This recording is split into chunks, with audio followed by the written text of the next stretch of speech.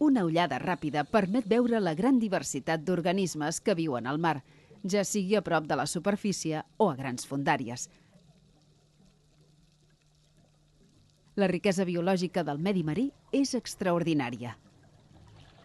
Malgrat tot, la sobreexplotació comercial dels oceans, la contaminació i la destrucció del litoral, entre altres activitats humanes, i el fet que molta gent creu que el mar és un gran abocador on ningú veu allò que s'hi llença, ens fa pensar que hi ha molts arguments per afirmar que els nostres mars estan malalts.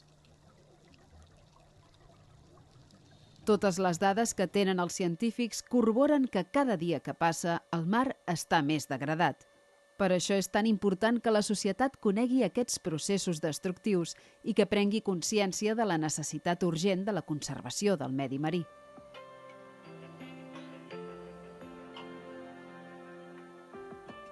Una munió de científics en equips multidisciplinars treballen i col·laboren per saber com funciona el mar, quins impactes pateix i com es pot protegir. Les tecnologies actuals permeten explorar i estudiar millor el mar i ajuden a posar en evidència la seva situació de degradació a causa de l'activitat humana.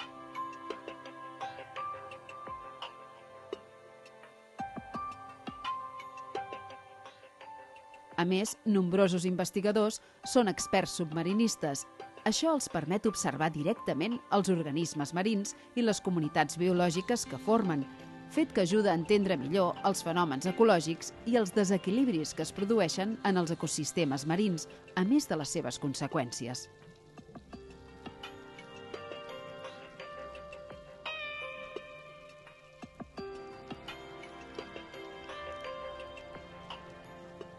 Alguns dels coneixements que aporten els experts són també la base imprescindible per arribar a aconseguir l'explotació sostenible del medi marí. A partir de les dades científiques, els governs nacionals i els organismes internacionals poden legislar per evitar la degradació irreversible del medi marí, sobretot de les zones situades sobre la plataforma continental. Des de fa anys, un dels temes més preocupants és la regulació de la pesca. Tot i que hi ha una normativa i diversos sistemes de control, la vigilància al mar es fa molt difícil.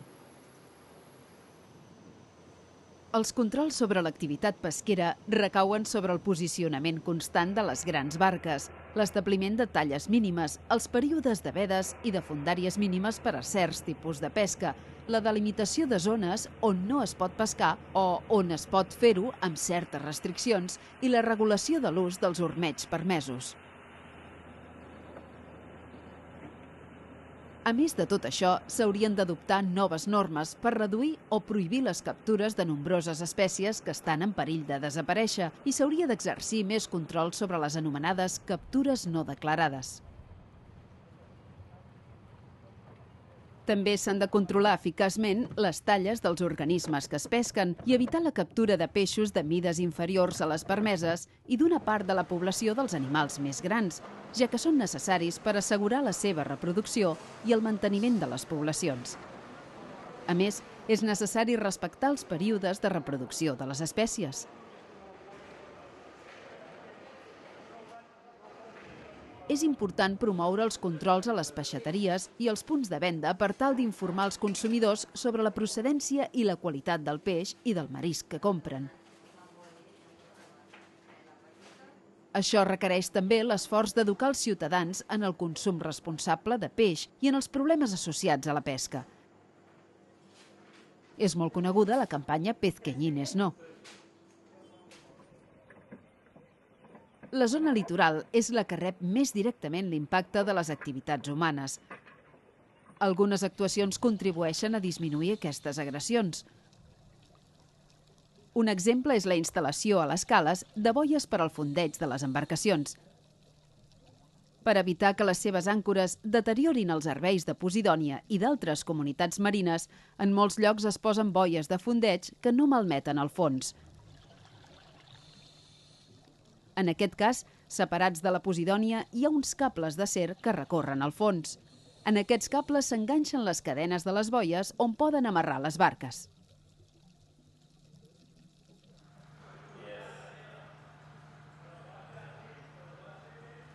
Una part important de la contaminació química del mar procedeix de les activitats industrials.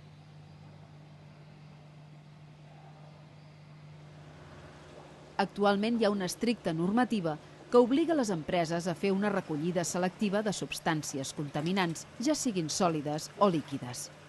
Fins i tot, en determinats casos, les empreses han d'instal·lar la seva pròpia depuradora. Aquesta separa olis de motor que estan barrejats amb aigua. Per fer-ho, aprofita la diferència de densitat dels greixos i de l'aigua.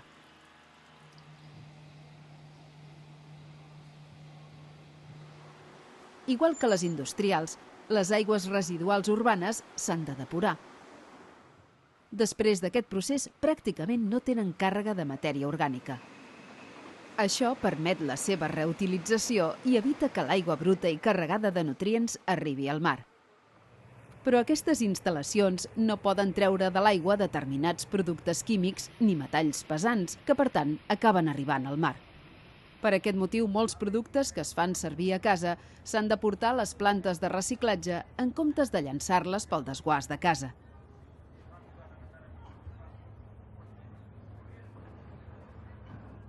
La protecció del litoral requereix també la protecció dels ecosistemes costaners, tant els de sorra com els de roca. Aquí es troben alguns ecosistemes únics, de gran valor ecològic i paisatgístic, però molt sensibles als impactes humans. La seva destrucció fa que aquest patrimoni sigui pràcticament irrecuperable. Un exemple en són els ecosistemes dunars.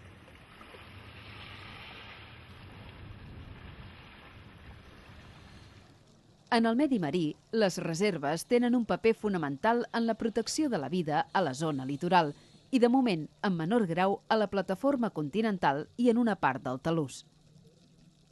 Sense cap dubte, podem afirmar que les reserves marines tenen una gran importància ecològica i, fins i tot, econòmica.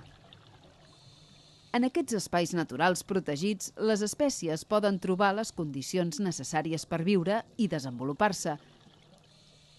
Això afavoreix la dispersió de nous individus cap a zones properes més degradades i sotmeses a la pressió humana. Però perquè les àrees protegides siguin efectives, han de tenir les dimensions adients i estar suficientment a prop les unes de les altres per tal d'assegurar el manteniment adequat del nombre d'individus, sobretot quan es tracta d'espècies explotades comercialment. Si bé en una reserva marina no augmenta sempre significativament el nombre d'espècies, sí que propicia que els animals que hi viuen siguin més grossos. És l'anomenat efecte reserva. A més de la importància de la preservació de les espècies i dels ecosistemes marins, les àrees protegides i les reserves marines contribueixen a curt i mitjà termini a l'increment de les poblacions de molts organismes marins i a la millora de la productivitat de les aigües. Aquesta situació, a més, pot afavorir també l'activitat pesquera.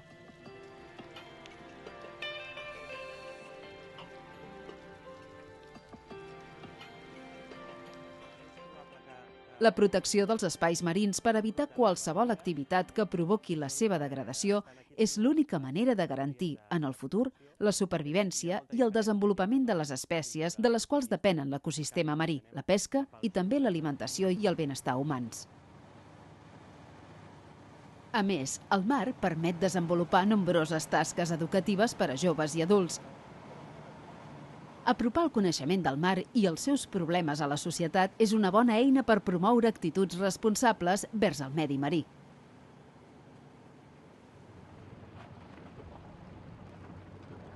L'actitud individual de cada persona és molt important de cara a la protecció del medi marí. Cada vegada hi ha més consciència ecològica i més entitats i voluntaris que participen en tasques de conservació.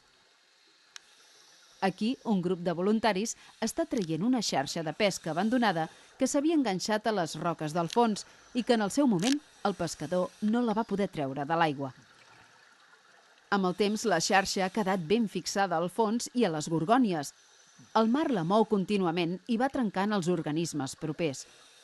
A més, continua pescant sense que ningú pugui aprofitar els animals que captura.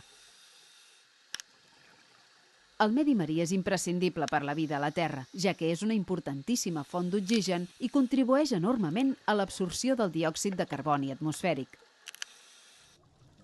També té un paper clau en la regulació del clima i allotja més diversitat biològica que els ecosistemes terrestres i d'aigua dolça. Però, lamentablement, malgrat la seva gran contribució al benestar humà, els oceans reben agressions ecològiques de tota mena.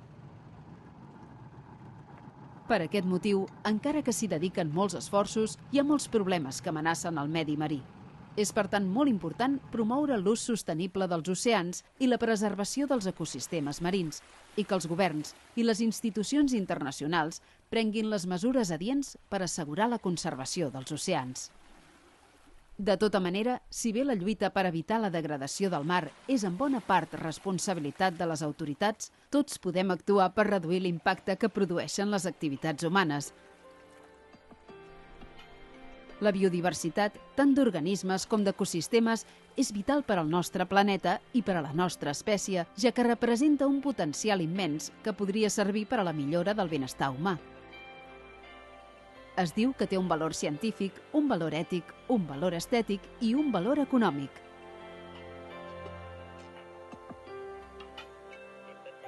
Si fem un ús sostenible dels recursos naturals, conservarem la biodiversitat del nostre planeta, la qual cosa no impedeix el desenvolupament econòmic i social.